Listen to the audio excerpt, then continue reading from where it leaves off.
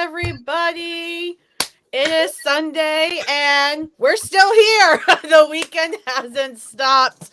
We're all here today. Sergio, you made it. Steve, you made it. Barely. Tired. Drained from the fandom experience, man. Whoa. Right, yeah. And I hate that I couldn't be there for the show itself or anything, but I'm glad all three of us can be here and we can, we're just gonna chat about our thoughts today, guys. Like he said, we're all tired and whether it's fandom or me with work.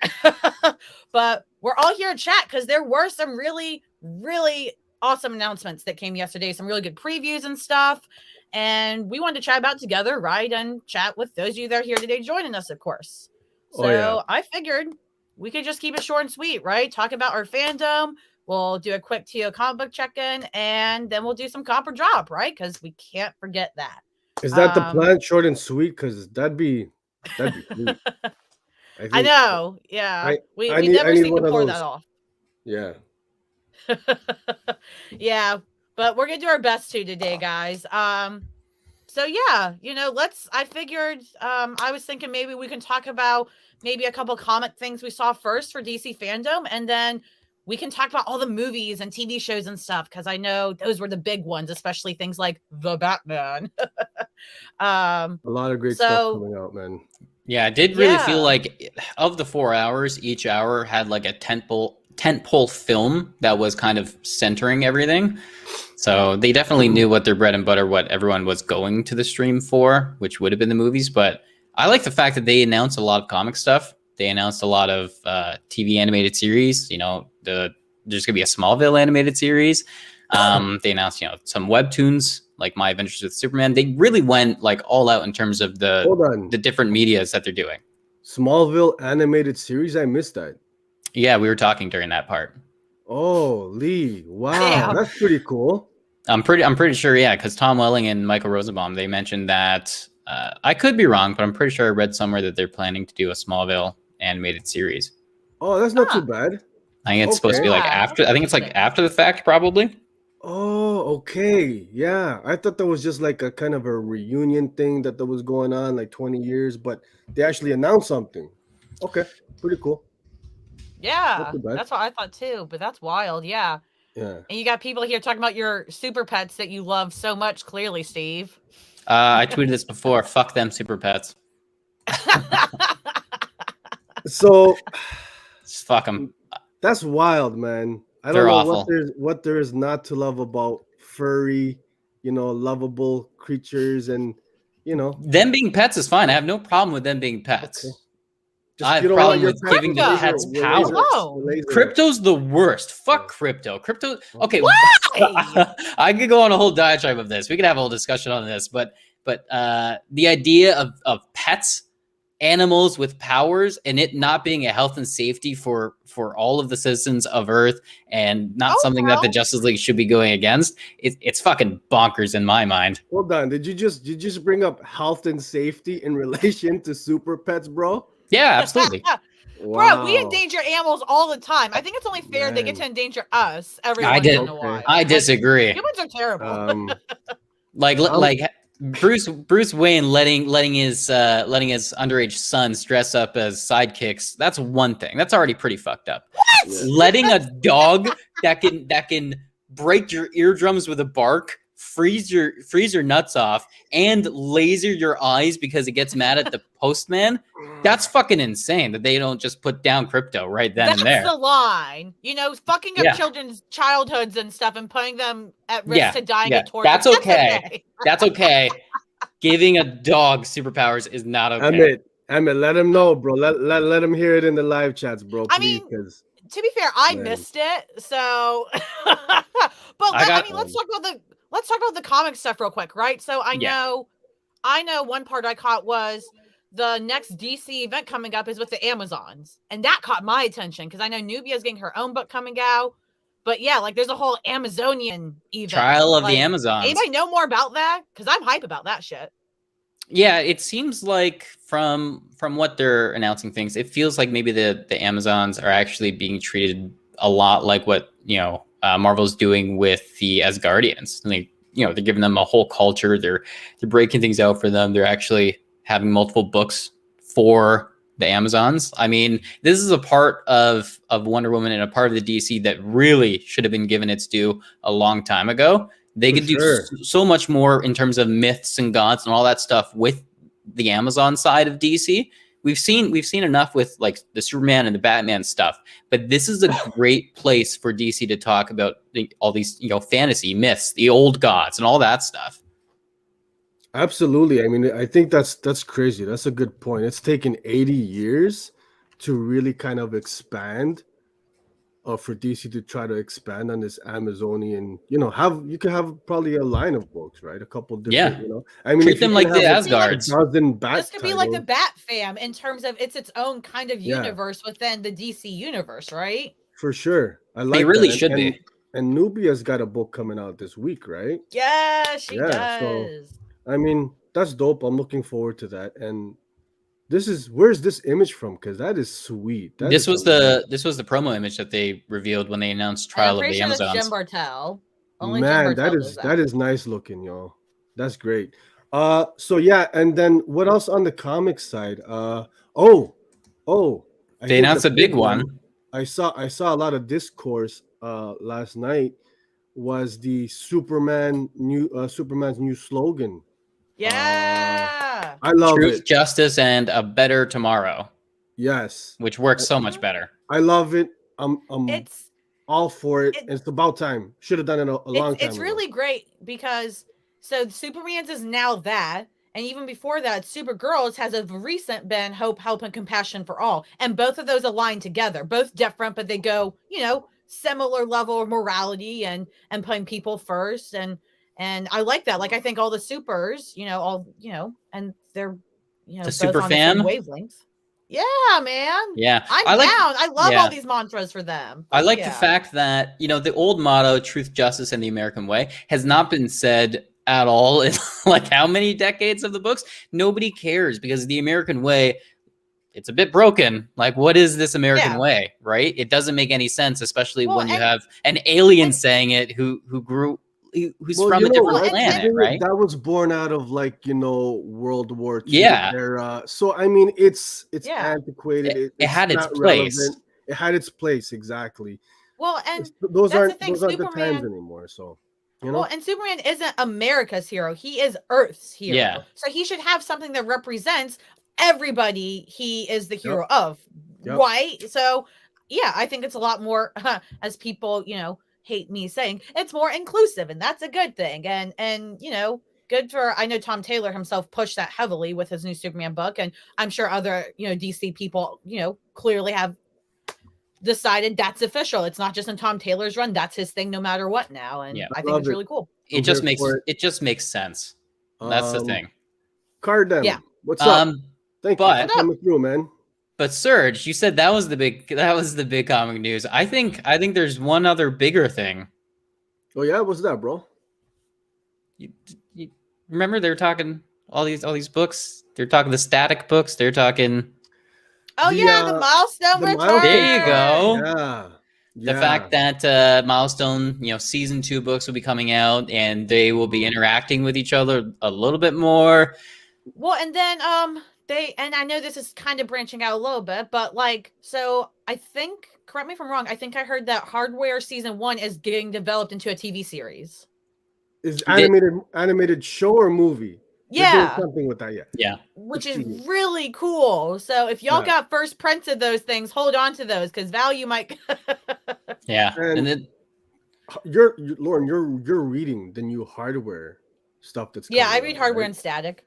Yeah, because I think that's fairly new, right? They're only on issue 2 for Hardware or something. The second one just came out. So Hardware, so Stack's on issue 3, like that came out already. Hardware is supposed to be on issue 3 too, but I think it got delayed at some point for some reason. Okay.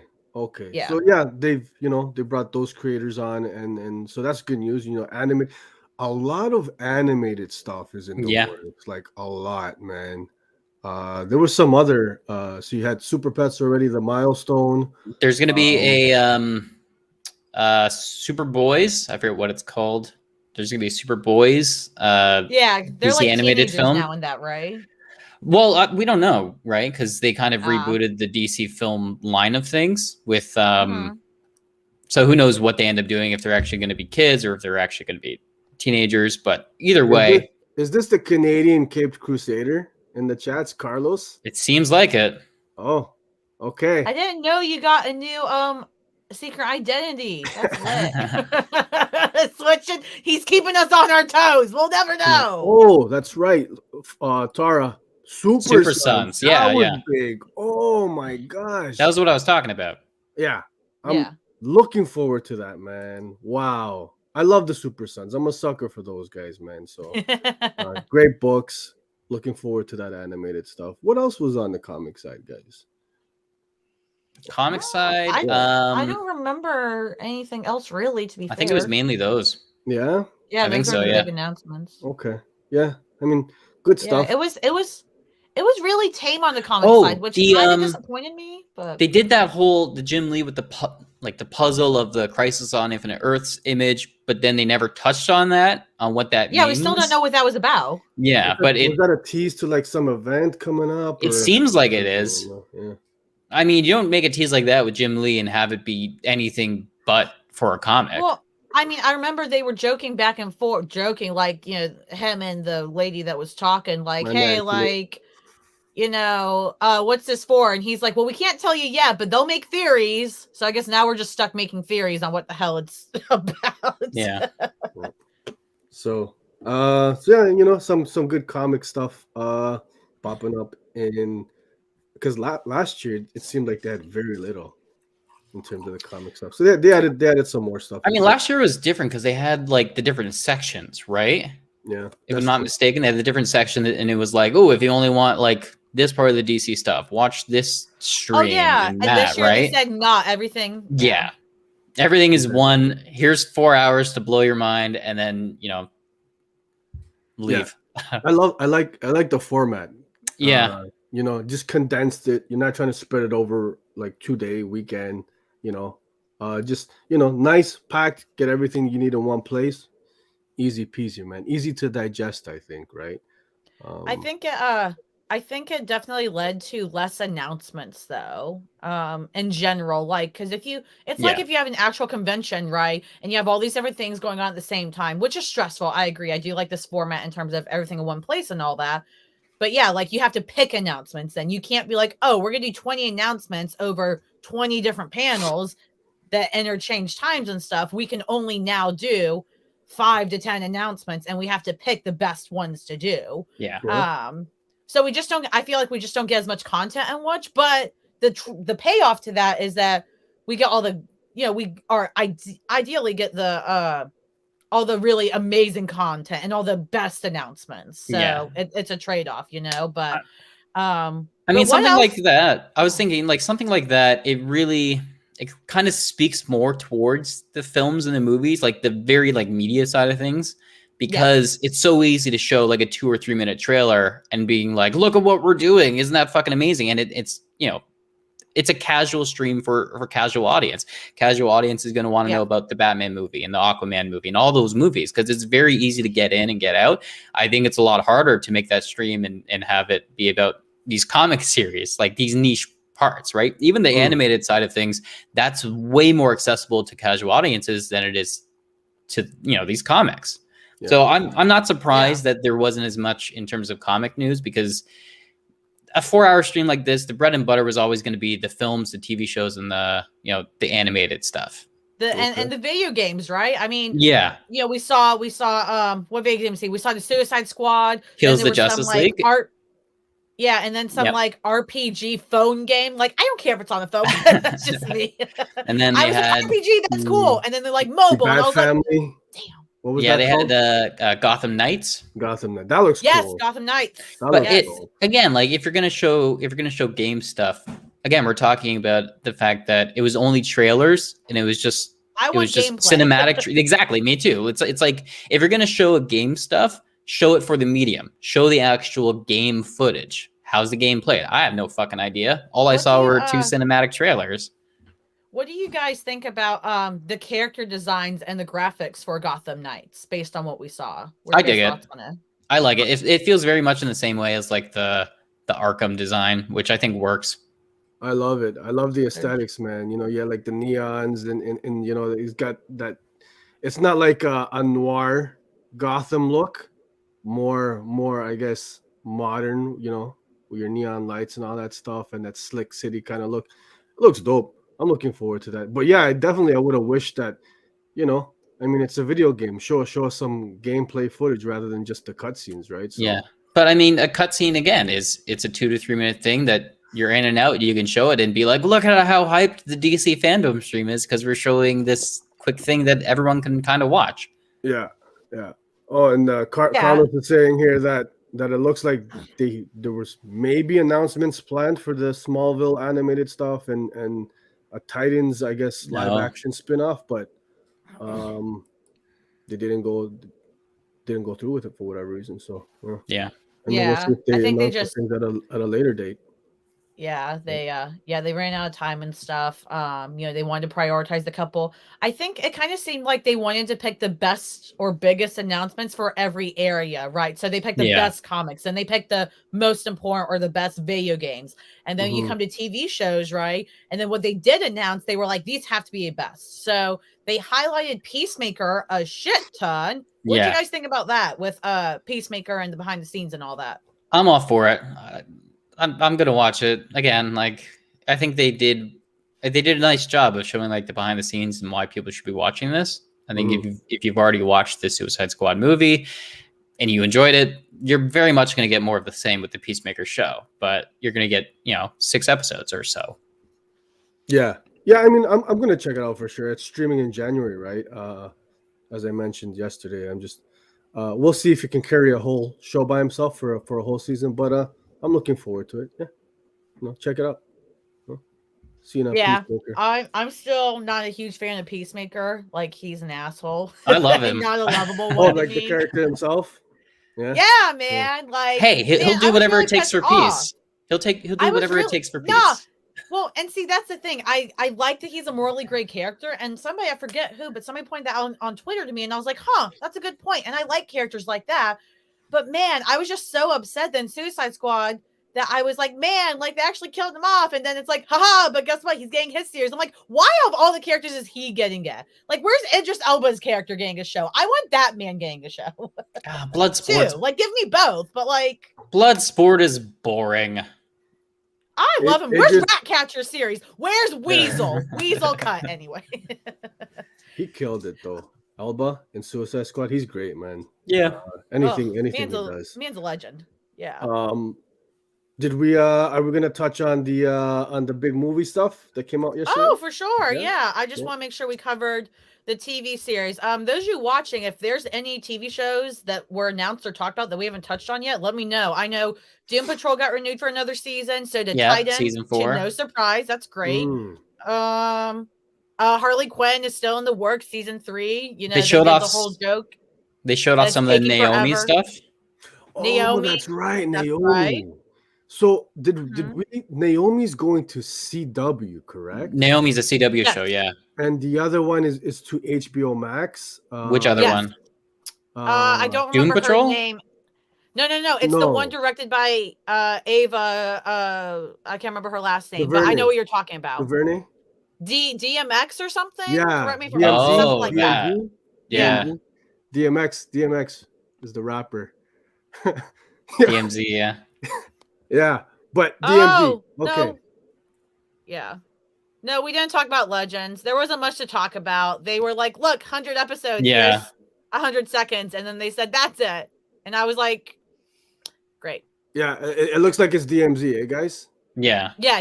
DMZ. So what is that? Because I think we might have been talking over that, I might have stepped out. We were talking at that point because it didn't seem like it was going to be anything major at that time. But that's curious how they're splitting things up. I mean, Lauren, I saw you touched on this last night in a post on Twitter.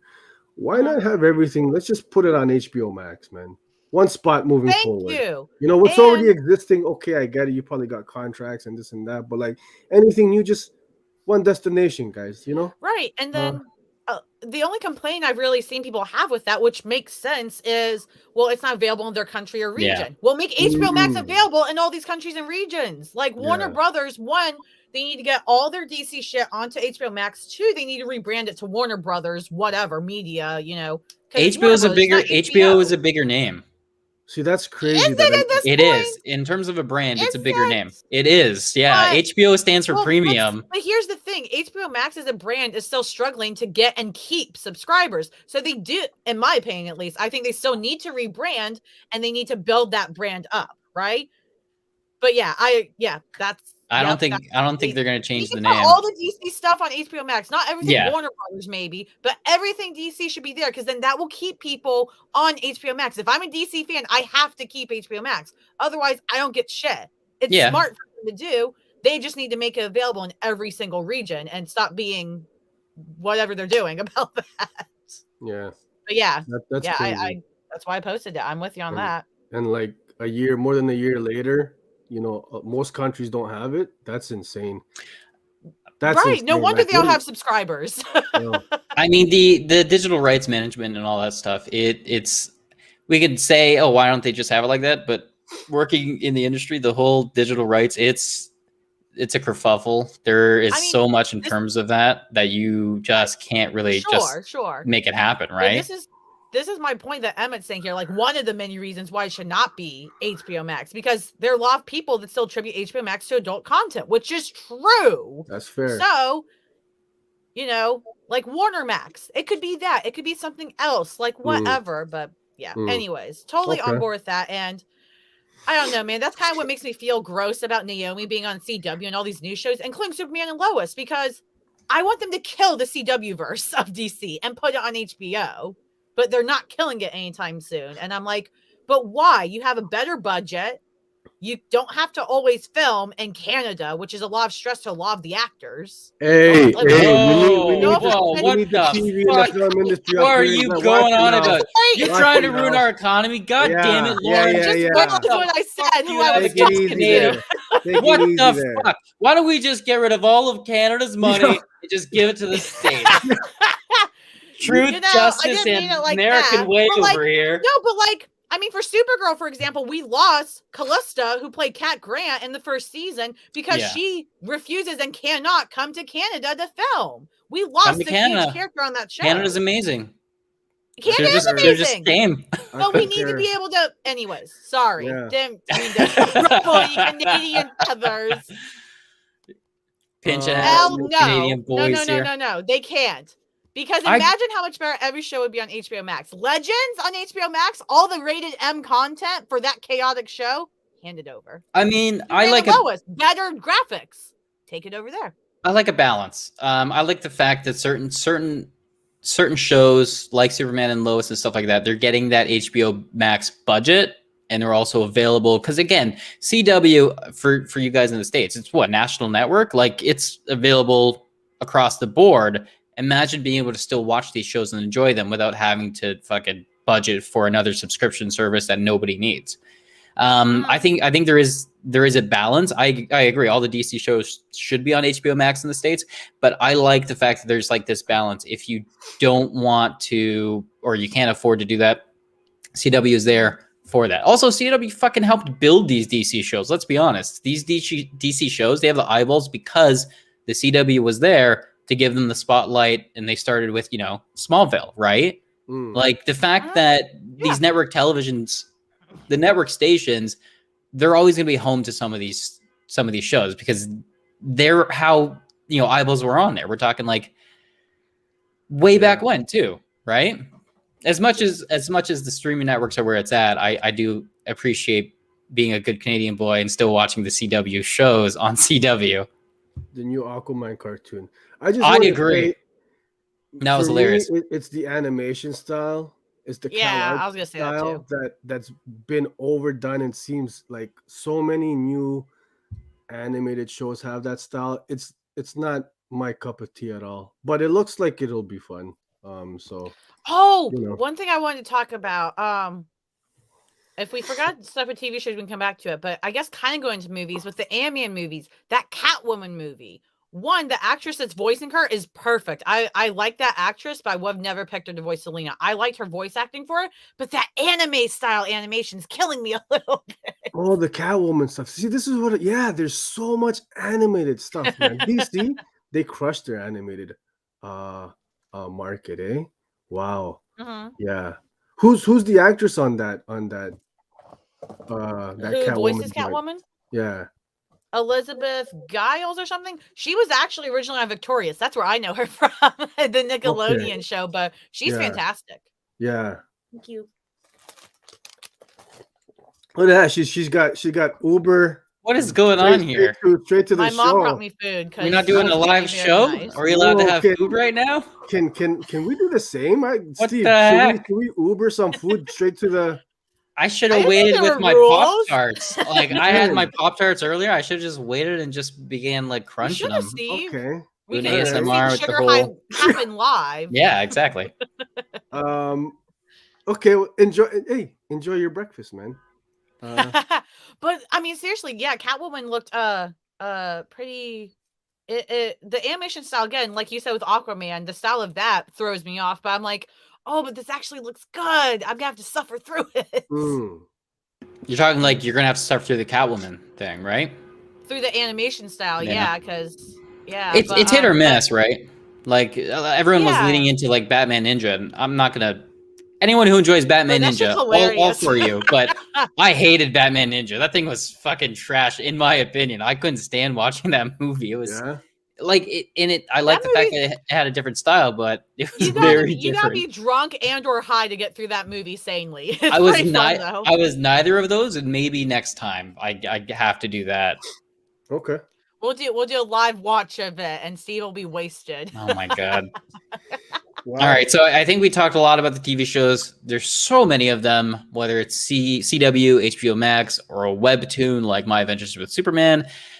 Yeah. DC's killing it with animation and TV. We already know that. Let's talk about the movies. Wow. We want to do some live action? What'd you guys think about Shazam? I saw that stuff. I'm really digging Shazam. I think Shazam's still one of my favorite DC films, and I'm looking forward to Fury of the Gods. Big time. Do we have any of those screeners? Yeah. For Shazam? Yeah, we do. Yeah. Yeah, Steve's going through. He's finding them. That one right there, Steve. What do you guys think of the new suit? I kind of dug the other one. Like this one feels more. Yeah. It's kind of it's too detailed. It feels more like Snyder's. Like a Snyder suit, where it's like, we gotta have a texture on everything, and it's like, just stick with what was happening before. Like the Shazam outfit in the first movie, it was bright, it was colorful, it was perfect for his personality. I'm looking at this right now, and it just seems so bogged down by the textures and the details that it feels like it's a Snyder thing. And as a man who's not really into the Snyderverse stuff, I think sometimes less is more. I gotta say, I dig it, man. I dig it. Not that I also really enjoyed the first suit from the first movie. Also got rid of the light up lightning bolt. Right? Yeah. It was fun. Playful. I like that. Yeah. Yeah, it was great. But I gotta say, I dig this as well. It was looking great. It lends more to that that kind of mystical kind of Fury of the Gods type. Into that realm of stuff, right? So. Laura, you were about to say something? Yeah, I mean, I was just gonna add my thoughts too. I like the cape and how they have that slight redesign to it and how it fits on him.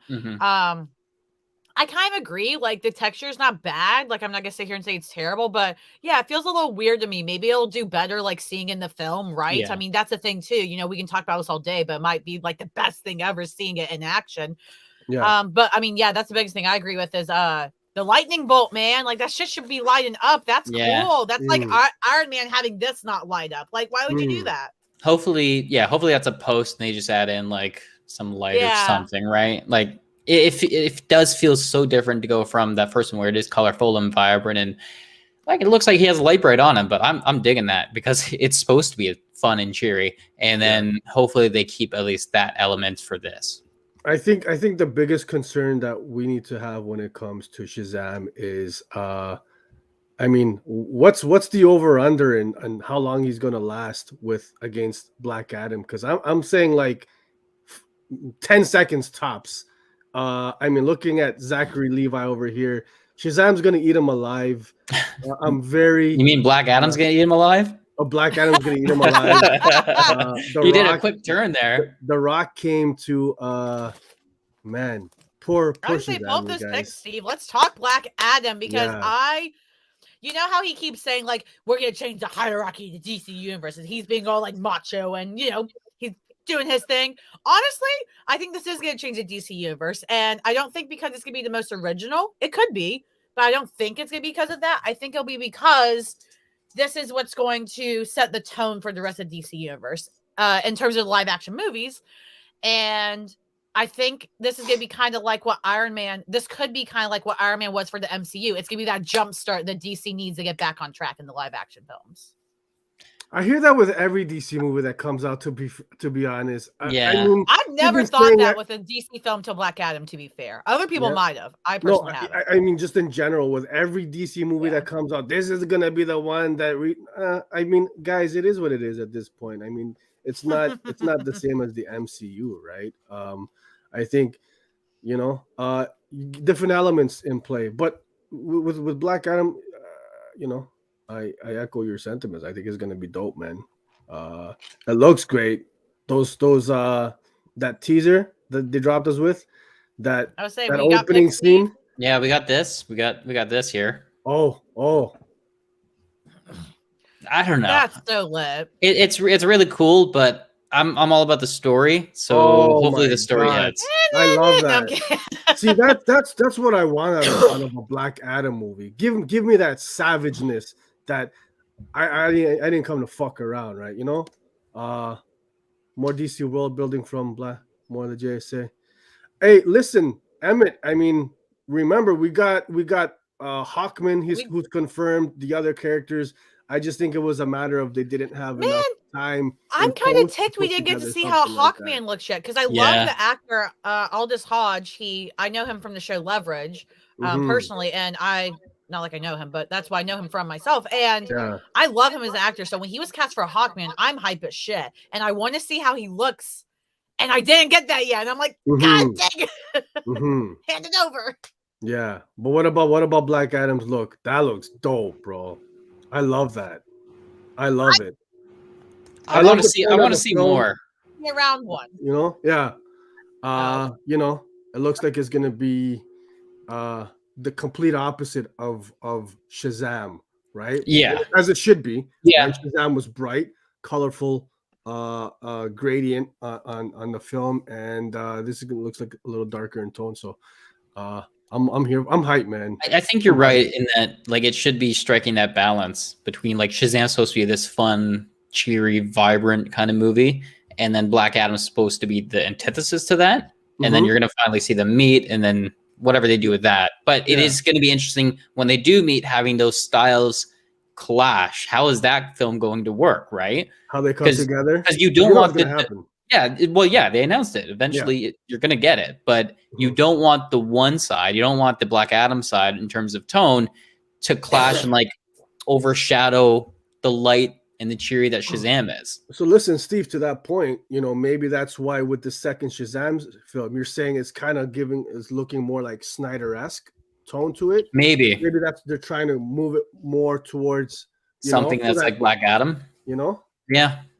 We'll see. But man, they're really hyping this movie up for everything it's worth, Chris. That's why they didn't. I agree, though. Like, I would have loved to see it, but man, they're gonna drop that shit like within a couple months, probably, and it's gonna blow everybody's brains out, probably. Yeah. I'm interested to see how they do Black Adam's character. I guess that's my biggest concern, because he's getting his own standalone film, which to me says that he has to at least be an anti-hero. Yeah. And that's kind of weird, because Black Adam, again, like, as The Rock probably knows, because he's a fan of him in the comics too and all this shit, and we know, before, he's pretty much a fuck you kind of straight villain. Yeah. Yeah, and now if you've read the current Justice League line with Bendis, which I dropped, but that's all our conversation, but he's more of an anti-hero, and that's weird because if he's gonna go toe-to-toe with Shazam is supposed to be the good one and Black Adam's supposed to be the bad. I'm interested to see how they do his character, and I'm concerned. I think in terms of Black Adam with his history and all that's involved with that, I think it's very easy on film to make him look sympathetic. Like a lot of people are easily accepting of characters when they're pushed to a limit, they're treated horribly up to a certain point, and then they lash out. Usually people are like, I can understand that. I can understand lashing out. He's doing these things because he has to, or he's been betrayed, or he's been treated so terribly. So I think on film it might look better than it does in comics, and I can see a lot more people being on Black Adam's side because of the mistreatment that he'll end up going through. Okay. So yeah, that was cool. That little where he starts to hover in that teaser. Yeah, I like. He should always have that. He should always have that. Like, even if he's an anti-hero, he should always be the whole, I'm above all of you puny bitches, basically. Yeah. Like, that's his vibe. And that's what fits him. And I'm here for that. And I think he's like DC's Namor. He's just an attitude person. And The Rock in that position, playing that cocky little shit, perfect. Yeah. Like, he can... The Rock is very great at playing people that are either really, really cocky or the really kind of family guy. There's no middle for him. And he's up here playing that Black Adam. And I know he can play that at least. We'll see how it's executed. Yeah, I'm hoping it's not too jokey. Because Black Adam's not supposed to be a character that is so comedic, but The Rock usually is. So I'm concerned that the tone of The Rock is going to kind of not meld so well to what Black Adam should be. Yeah. I can see them doing a lot of jokes because The Rock is a charismatic guy. Black Adam's not really. Black Adam's like, I'm gonna get shit done, and then he does it. Yeah. So I'd be surprised if they went that route. We'll see. We'll find out. How do you not lead into the charisma of The Rock though? Like, how do you not? Yeah. I mean, I think, but that's the thing. Charisma. He doesn't have to play the comedic kind of charisma. He can do the charisma of being a sarcastic little shit with charisma, right? And that would be more fitting for both The Rock and at least getting closer to Black Adam's vibe. Yeah. I hope so. I don't know, Emmett. Yeah, I hope so. I think The Rock can play a villain, but will DC make Black Adam a villain and give him his own film? I don't think so. They're not going to make him a villain. They're gonna treat him with make him one of these tentpole characters for the DC movies moving forward. So at that point, I think they almost don't have a choice but to make him an anti-hero, which kind of sucks because I like him as a straight-up villain. He's what Superman should be sometimes. He's just that fist. They literally said, we can't do evil Superman because audiences are yelling at us, so let's just do Black Adam. That's close. But we can just make him an anti-hero and say it's not evil Superman and nobody will know. Why can't I have an evil character that just shoots lasers out their eyes and just decimates everything? Yeah. And speaking of characters that are villains that shoot lasers out of their eyes, how about this Black Manta? Unreal. Sexy as hell. Absolutely. I love this. I love this look. Comic accurate. Yo, tell me Aquaman, that first movie, was not the most, in terms of costumes, comic accurate, with the golden suit, with Black Manta, with Orm, all these guys, man, just amazing. And they're taking it to a next level with this teaser of Manta's new look. And then you got the stealth suit, the alternate suit. Yeah, which I've seen a lot of people getting up in arms. Guys, it's the alternate suit. Yeah. It's not his main suit. So just, chill, relax. It's like Spider-Man's stupid night monkey suit. I didn't see anybody throwing a fit about that. Yeah, you got to sell those toys somehow. Come on, people. Yeah. So, it was nice to get a little bit of footage behind Aquaman. I'm surprised we saw as much as we did. Because they just went into production on that. Yeah, so, but I like that we did still get something. And to be fair, I feel like they had to give us more of it because it's not as hyped up a movie yet, right? Like the Batman's being talked about and all these other things. And we're like, oh yeah, Aquaman 2's coming out at some point, right? So they were like, guys, don't forget about this we're doing. It's crazy because, correct me if I'm wrong, Aquaman is the only DC film to cross that $1 billion mark Wonder Woman. I threshold. would think Wonder Woman. Wonder Woman, I think Aquaman is like, I think it was their moneymaker. Yeah, it was the only. Oh, It was okay, their, interesting. by far, it was their hugest film, and that's in. They take that in, like that's crazy. Out of all of the properties that they've put out, Aquaman is their only $1 billion film. That's insane. Jason Momoa, everybody's rules overhead. Men, Power of- women, the power everybody of in Momoa. between doesn't matter. Everybody's Wow. crying about him. Yeah. So looking forward to that. Do Yeah. we have some Blue Beetle? I mean, we have this, but I don't know if that was actually. That's all we got, really. They Was just that gave actually us shown? a preview, Yeah, that was right? shown on Fandom, and I gotta say, guys, super duper hyped for Blue Beetle. You know, Jamie Reyes, the first leading Latino superhero in any comic book movie to date, and this look, mint. I'm loving it, man. I hope so. This is the concept art, obviously. Yeah. But I'm hoping that, you know, that's how it turns out, because that is fire, man. What are your guys' thoughts on the little bit of Blue Beetle news that we got? I mean, I guess I'm assuming they're gonna go after the audience that kind of Spider-Man goes after. Because I'm assuming this will be DC's first kind of teen. Well, I guess Shazam's technically like a teen hero. I was thinking like a teen hero has to deal with like all the school stuff and teenager stuff while still being a superhero. So far, DC doesn't have a character that kind of does that aspect of what Marvel has with Spider-Man. So I wonder if Blue Beetle is their way into that section. Okay, that's film that I'm interested to see if it's going to fill that kind of spot that you just mentioned, Steve, or if it's going to be more of a young adult audience, is the Batgirl coming out, right? Yeah. Batgirl's coming out. The actress is great. We still did not get a look at the full suit, which I am stressing about. Only concept art with that, and then with that, it wasn't even like it was. It's pre-production though, right? Yeah, they did announce that she's gonna have red hair though, so that was yeah. I mean, that's good, I guess. See, stuff like that to me, the color of the hair, really. I mean, but as long as they get the suit right, which it sounds like they're going with the classic. Black and gold? No, I think they're going with the. What, that purple costume? Yeah. Oh, the Burnside, like the Burnside costume. Yes. Yes. Okay. Yes. So. See, I'd rather her just have.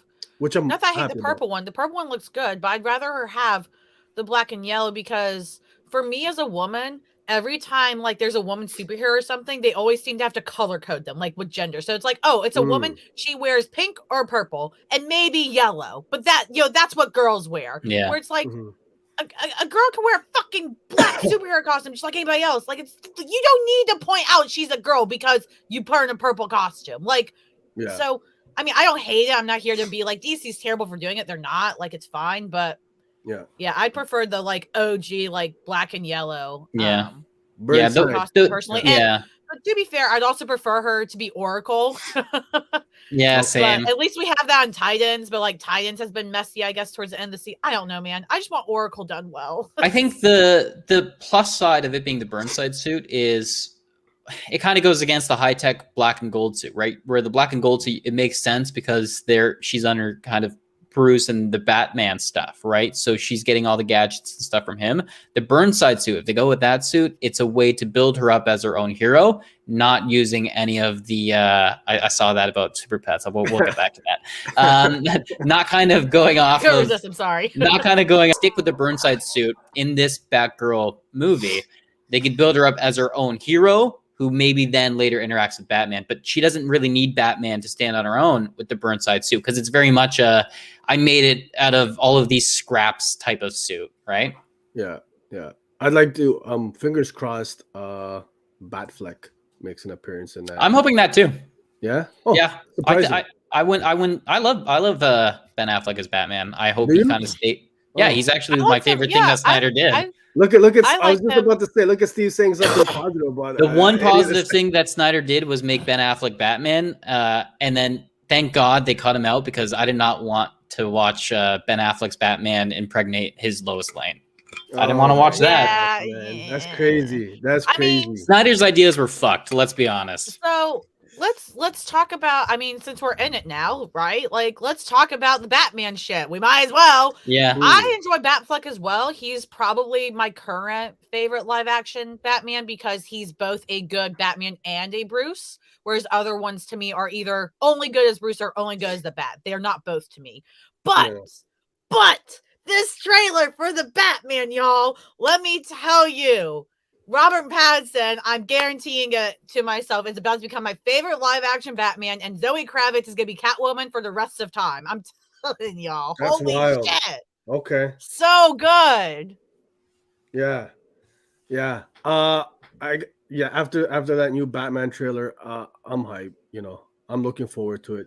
But having said that, out of all the film stuff that they released, that's the one like least hype about, to be honest. Is Batman? Yeah. I'm more hyped for Flash, for Black Adam, for Shazam. Is it because it feels like Batman's doing its... We'll get to Flash. Is it because it feels like Batman is very much its own thing? I think just we've seen, I mean, Batman's been, I think they're just oversaturated with Batman content, right?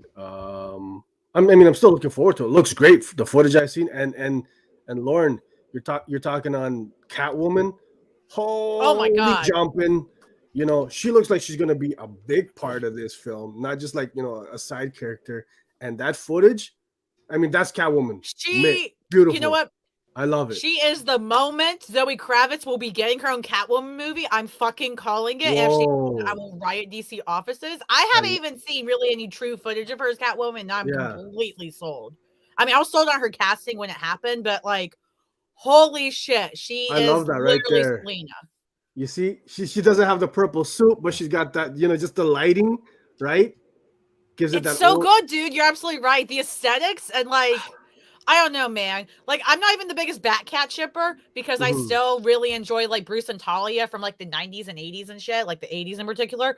But like, I'm about to be the biggest Batcat shipper ever with this film. Like, this is ridiculous. Do we know what the rating on this is going to be? Like R or PG-13? We don't know yet. I can't imagine it's R. I can't imagine they do R. There's no way. I'm just saying here, like, if I got a sex scene between those two in the film and saw anything, I'd be falling over in the theater. I'd probably say shit like I did in the Suicide Squad when I saw that in theaters. Lauren, when Harley chokes the dude and I accidentally said like, "That's right," or something like that. And the whole fucking audience are like, yeah. Anyways, I'm really hype about it. I'm not even the biggest Batman, stan by any measure. But I'm dying for a solid Batman movie where I personally feel like this is Batman. And none of the other films, to me, have made me feel like this is Batman as of late. That's interesting. Okay. I mean, we're getting a lot of Bat content in the films too, right? Because it's not just the Batman, but we're also getting at least in the multiple. We're getting multiple Batman in the Flash movie. We're getting Ben Affleck's Batman in it and Michael Keaton's Batman in it. Like, jeez. Man, there's a lot of Batman trailer. Me too. Yo, we got like 1 minute and 15 seconds of teaser footage, and a lot to unravel in that 1 minute and 15 seconds. 2022 is gonna be hype. Like Emmett pointed the shit out, and he's right. Let me tell you, there was one shot of Sasha as Supergirl, and she's in the background, and I'm literally screaming about it. Like, I'm so fucking hype, and I have barely seen anything with her Supergirl. Do we have that screener, Steve, with Sasha as Supergirl and the two Flashes? I don't know. Whatever you got. I can probably find it on Twitter. Give me a sec. I'll find it. So there was that one shot, and you know what a lot of people missed, myself included, because it went by so quick. There's that scene where you have the two Flashes and then Sasha. Okay, if you guys remember, a few weeks back or a month or so, they released a teaser picture with the Flash symbol spray painted over a Batman suit. Yeah, the Barry Allen on the left with the long hair, he was wearing that suit. So I'm like, what world, what universe is he from, right? Is he like some kind of a combination of Batman Flash? Is he a Batman? I mean, I don't know, It's a lot to unravel. You had Michael Keaton, Batman '89, narrating the teaser, which was great, and he's talking about multiverses and changing the past, changing the future. Yes, thank you, Lauren. The suit on the left, that's actually a Batman suit, and he's got the Flash symbol spray painted over it. So a lot of stuff, and then of course you have Supergirl in there. Like beyond hype for this film. This is the one I'm looking forward to the most. I haven't anticipated a DC movie like this since Batman versus Superman, so it's gonna be dope, man. And then Batfleck returning. What else did they have in there? They teased the Batmobile and then they cut it off.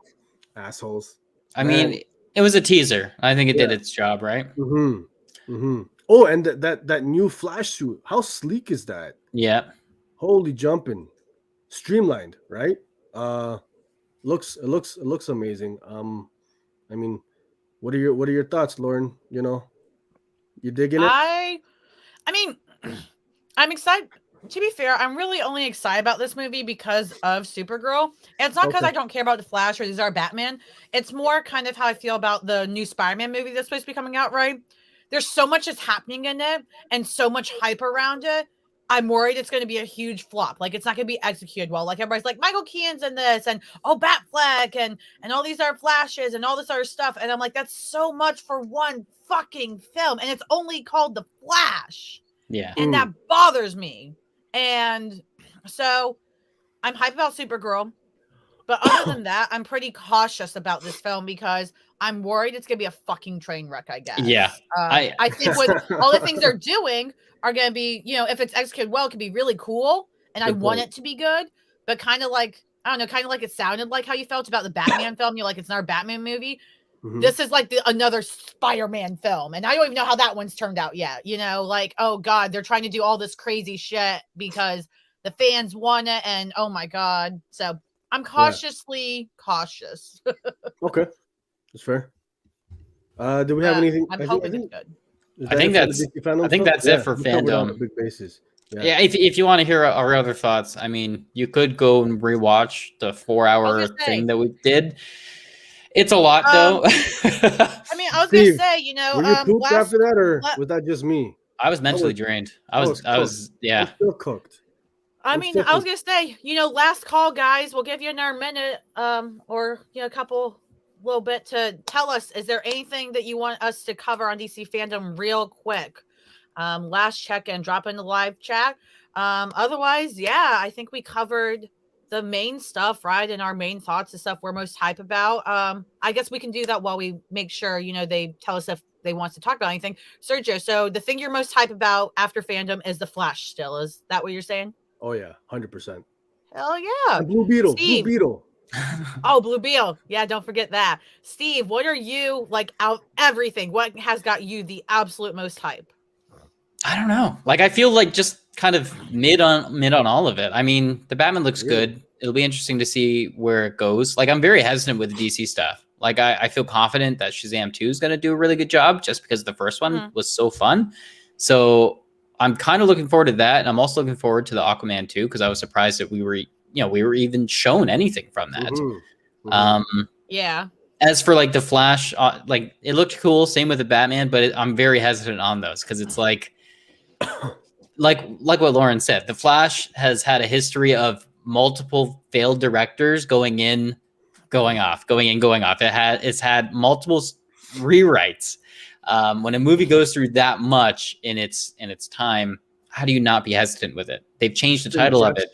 For years, like at this certain point, anything that's been in development hell for this long generally never turns out so good. So, I'm crossing my fingers that the Flash is good. We're hoping though. But who knows, we're really hoping. I mean, I think honestly at this point, it may sound cliche, but I'm currently most hyped about the Batman, and part of that's because it's coming out the soonest. So I can be excited about it because I know I'm getting it super soon. March. The trailer was good, but man, so close. Kind of like Emmett said here. Yeah. This whole event, nothing we didn't know happened. Like we expected all this to happen overall, right? Like there were no huge surprises, and so I think yeah, that's just kind of like, most people, you're still hype about what you were hype about before because it's just reignited that how you felt about it, right? It would have been nice if they announced like a slate of upcoming movies, like what Marvel does with their phases. They'll announce, here's a phase, here's all the stuff, or at least a good majority of the stuff you're going to get in the phase. And they lay it out in a nice graphic and all that stuff. I wish DC did something like that near the end, just be like, here's all the movies that we have coming out and the shows and all that stuff. Like, it would have been nice. To be fair, I don't think DC has their slate that plan because they have to see how these current films do because they're still in the middle. They still don't know where they want their live action films and stuff to go. They're still trying to figure out their formula, so they can't do that yet. Whereas Marvel, they know their general formula and they know their plan. They know their audience. But cool. So unless there's any more last minute thoughts, I think that's going to wrap up our DC Fandome review, guys. Those of you that watched live, thank y'all for checking it out. Steve and Sergio did an absolutely amazing job running it in freaking 4-hour event. I mean, it wasn't just us, Lauren. We got to do a shout out to everyone who joined us. We had a gambit of other comic people joining us. We had, let's go through the list, right? We had Comics and Crosses, Mason. Comics and Crosses, Mason. We had Chris and Emmett from Let's Go Pod. Mm-hmm. We had gentlemen. Who else? Serge? Carlos, Nico and Zeddy from Let's Go. Canadian Cape Crusader, my main man, the OG Carlos, from the Nerd Room. Tim from the Nerd Room as well. We had Ricky Z, the Wednesday Poll. Tara. Intern Ian, my man, all the way from Jokyo. Listen, my man, putting back the Asahis at 4 a.m, killing it. Everybody who came through, and if I missed anybody, apologies because you guys were amazing and you brought so much to the show, and from all of us here at the House of Nerd Show, thank you guys for making DC Fandome with us.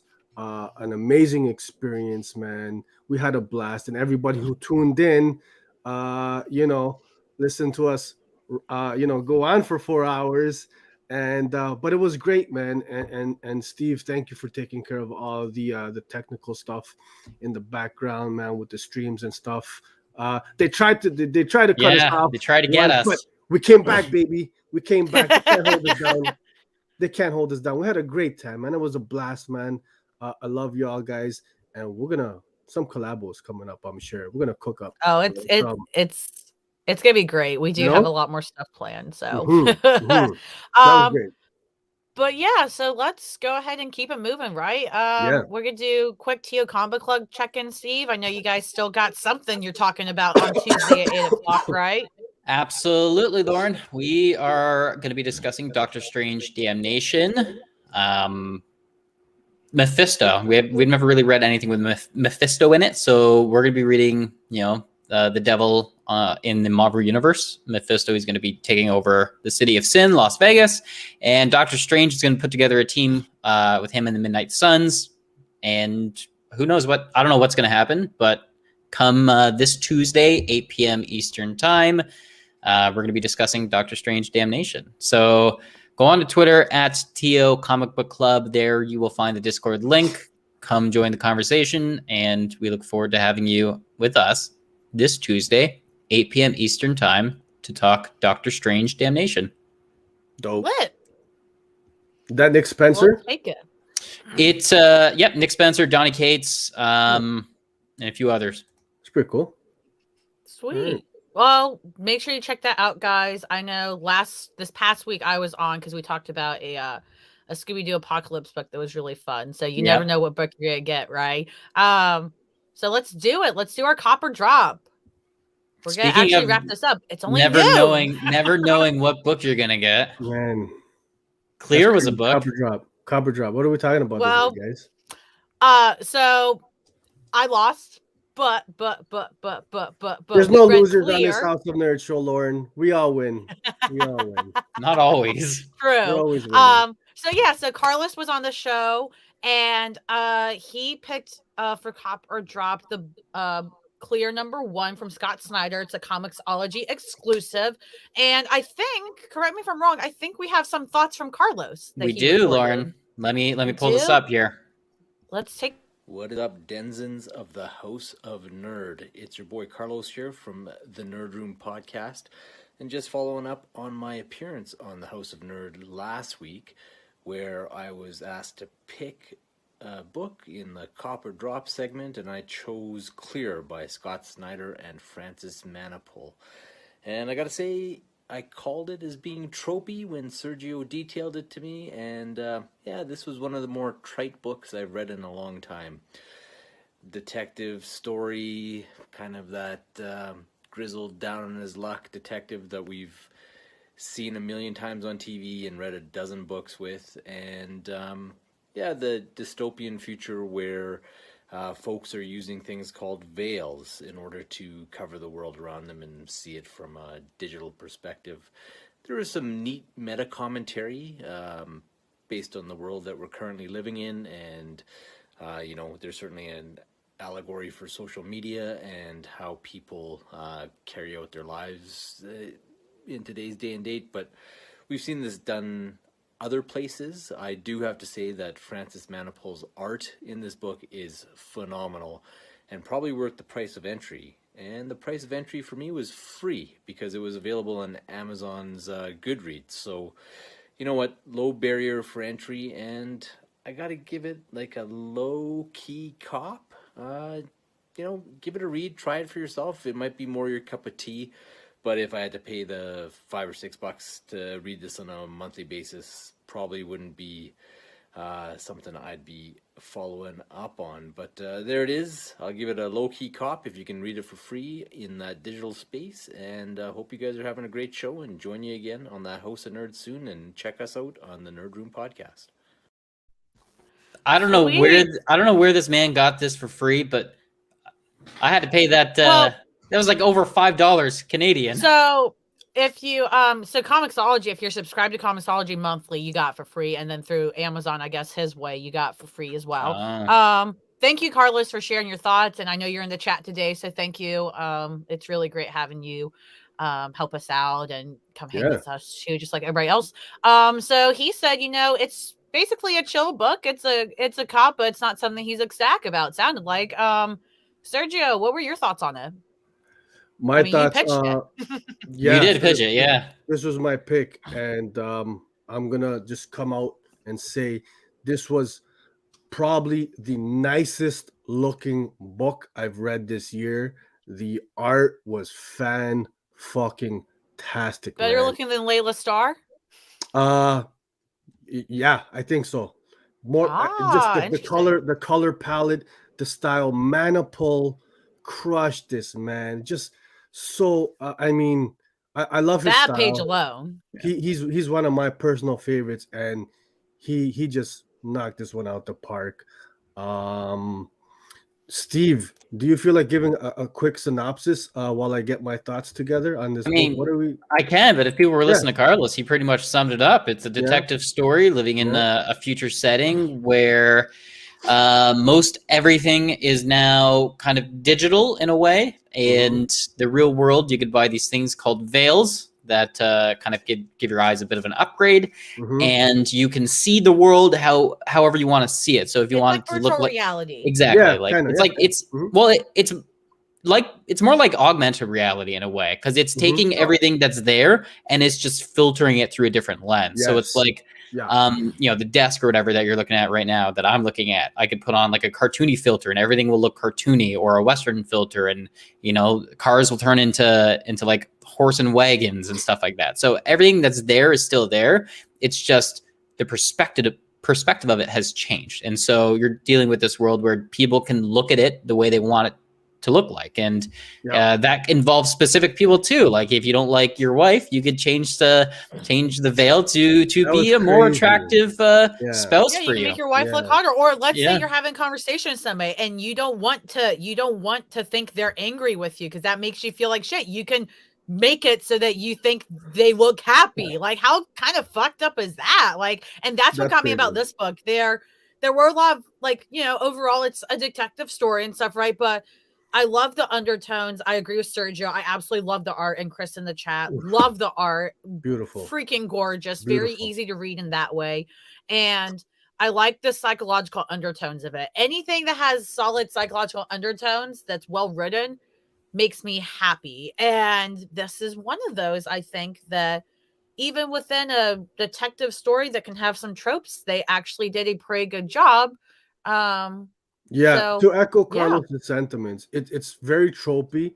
They lean into those tropes, Snyder, but he executes it well. I dig it. It's got that noir, detective noir feel to it. A gorgeous looking book. I enjoyed this very much. I'm Yeah. curious to see, and bonus points to Carlos because he put me on to the free copy with Amazon. I was about to go on Comixology, pay my whatever $4.99 it was, and he's like, "Yo, bro, it's for free." How? Wow. Okay, so I paid damn near $6 for this book. I'll say this. That sucks. I understand Carlos's sentiments, and I agree with him to an extent, but honestly, I paid it was like $4, I think, on Comixology, and I don't regret paying the $4 for it. It was still an enjoyable read. It's a gorgeous book. I mean, getting all this pretty art for only $4. Oof. And the story Beautiful. is decent. It may not be the most original thing, but Yeah. is it pretty damn cool? Yeah. So, I mean, for me at least, I didn't regret paying the $4. For me, I think I'm gonna honestly say I think it's a cop. It's good. It's an enjoyable read. It's solid, and especially if you can get it for free, you definitely should fucking cop this shit if it's free because it's really good. It's Can't enjoyable. go wrong.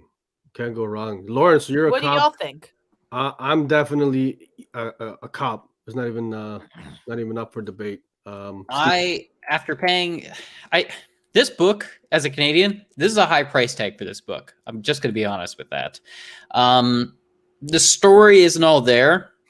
I feel like as a number one, it maybe should have done something more to kind of entice you to want to keep reading. I think the art is honestly the best feature of this book, and we've talked enough about it. Like the amount of different colors used in this book in terms of its palette. There are certain pages that I didn't want to include them because I didn't want to spoil that aspect of the book, but there are certain pages where you are seeing the different lenses and these different veils kind of interacting. How dope was really that? Cool. And the way that Manta Quill does it is it's very unique. The way the page is split up, the way those different veils are kind of interacting with one another. I love the fact that this book, just in those few pages, you can kind of see where this book can go in terms of its art styles. You don't just have to stick with one. You can stick to many different other ones and all under the umbrella of maybe he's got a different veil on. Maybe he's drugged up. Maybe this or that, right? Mm-hmm. I like the setting. Go ahead. Sorry. I was going to say, I like the setting of it being a sci-fi story. I like the noir elements. I want more, and I feel like there will be more with that because obviously the ending, there is that bit of a cliffhanger there on like, okay, what's really going on? Yeah. I think this book hooked me enough to want to continue, especially with how good the art is. The only downside, though, is, man, is it a steep price. Like I paid over $5 Canadian, close to $6 for this. And comic books aren't cheap, but still, like that's a pretty high price. So I think that's one factor. I think this book is something that if it ever became was developed into a feature film, it would be gorgeous because of all the cool effects you do. Like for me, this would be similar to why Avatar, the film, the James Cameron film, was so popular. It's not because the story was original or mind-blowing in that way. It's because the visuals. And this is how that comic is. These visuals will blow you away to the point where you can forgive a story that is a little tropey and isn't the most original. It's just utterly gorgeous. You know who I'd love to see direct a film like this or a book like this? The Wachowski. I think they'd crush it. I don't know if you're familiar with them. They make the Matrix films and the Cloud that's what Atlas, I was thinking. Cloud Atlas and some other stuff. I think they could bang some. That's right up their alley. I was thinking more so Denis Villeneuve, Blade Runner 2049. He would crush this. Definitely. Throw them all together. It'll be a whole director party.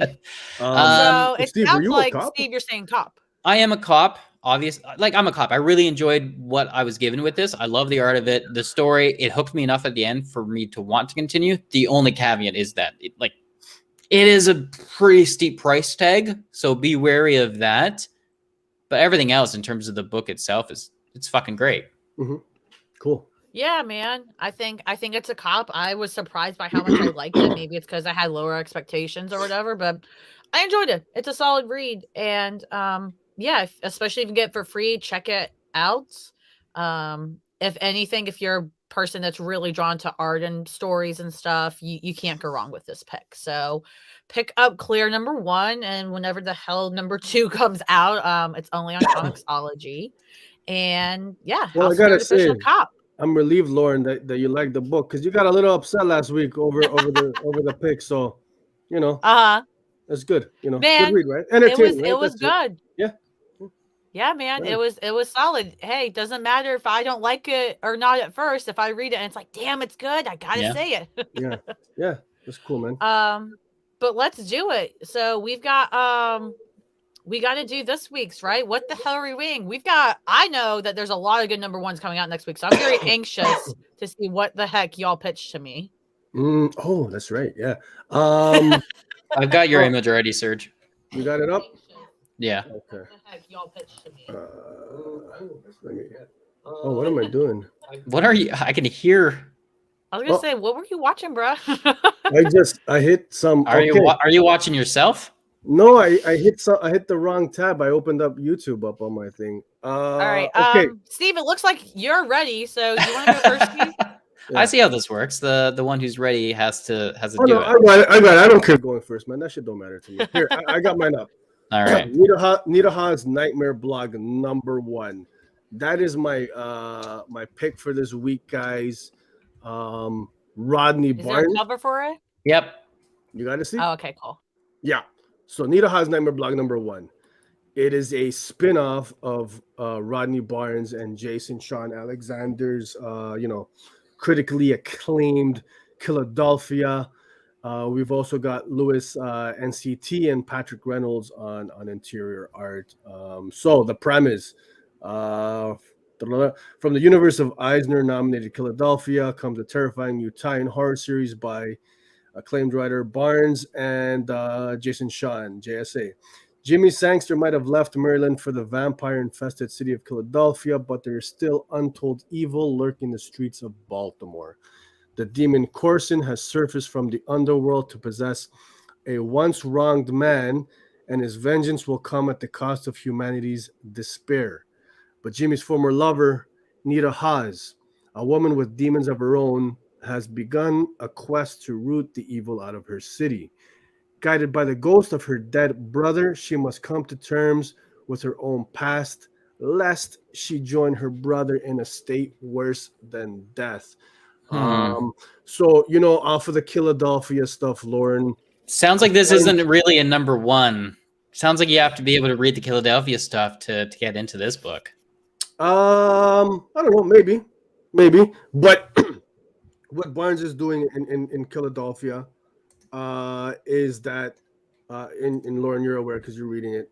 He's opened up that world, so it's not just a vampire book, right? He's touching into some mystical elements, magic, heaven, hell, the forces of good versus evil. So it looks like he's going deeper into this world.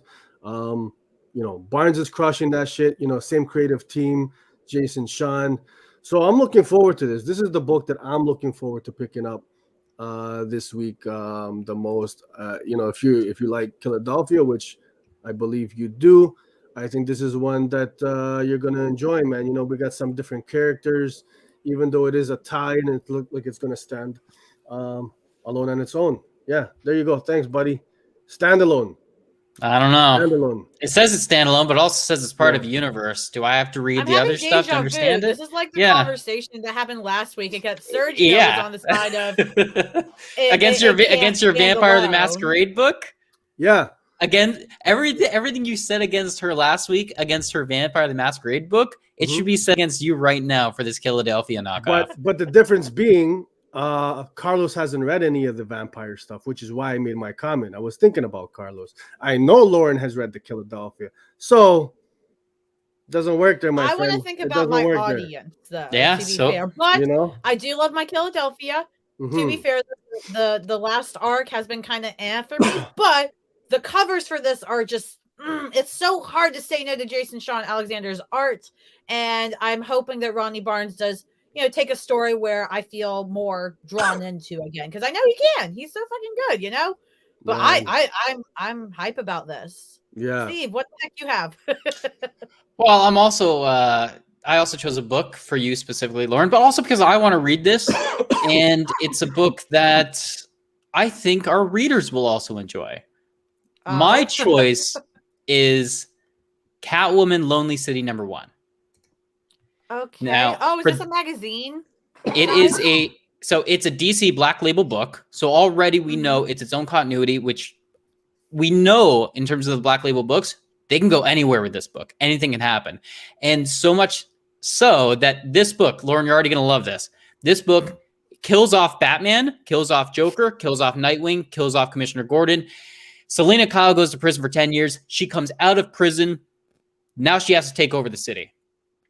She gets out of prison. The new Gotham is cleaner, safer. It's a lot less, stressful under the watchful eye of Mayor Harvey Dent and his Bat Cops.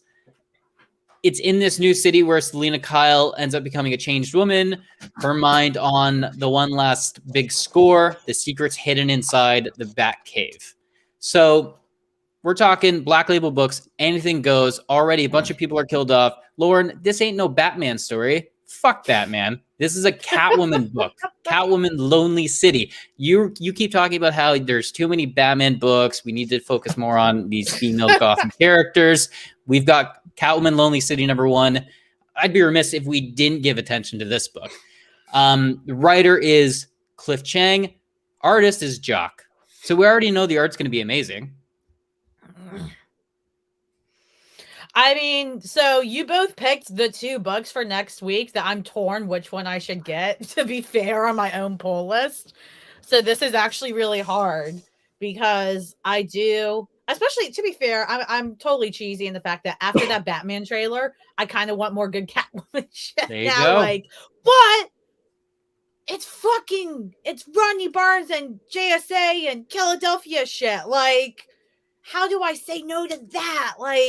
You want to give money to DC to support female characters and grow them more? This is how you do it. Look you at keep that. complaining of all these bad books. Let's put money where your mouth is and get a Catwoman book. Black Label, anything goes.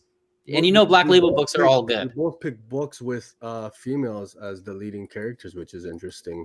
I love that. I gotta be honest, that wasn't done purposely on my part. I'm just trying to pick a fire book. Oh, actually, I was wrong. Emmett corrected me. So Jock is only the variant cover artist. Cliff Chang, this is even better. Cliff Chang is doing everything. He's the writer, the artist, the colorist, the letterer.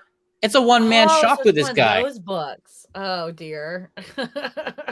I think you got 2 winners there, Lauren. Can't go. I know it's hard. Live chat, help me out because I'm honestly torn. I have a feeling which way I'm going, but I kind of want the live chat to kind of have the last say. Which one do you think? Which one is the top priority to get? Which is hard. But I like them both, and honestly, I might end up getting both. The creator-owned books. Barnes.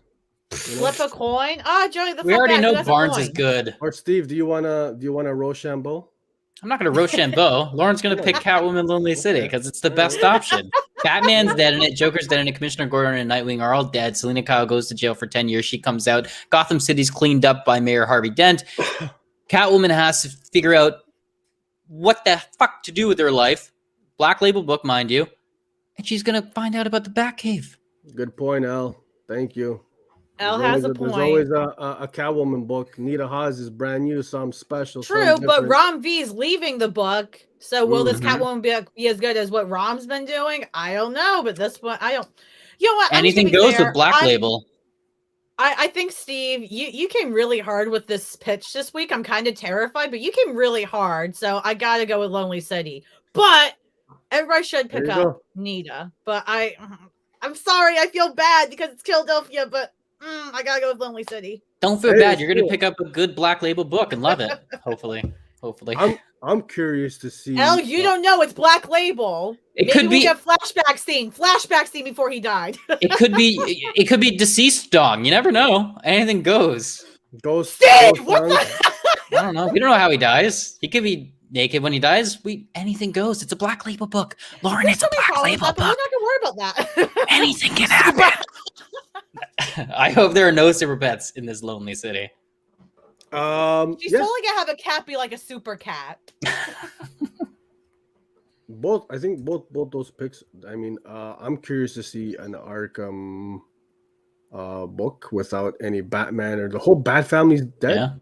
Yeah. Well, not the whole Bat family, just Batman and Nightwing. Oh, okay.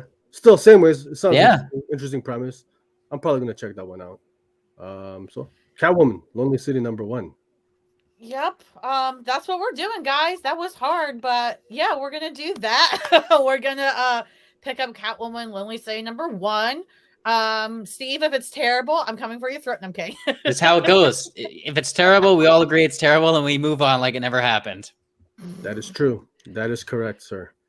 All right, guys. We went about like 40 minutes longer than I was willing to go. I'm cooked, guys, but it was a great episode. We're cutting it Are off. we wrapping it up?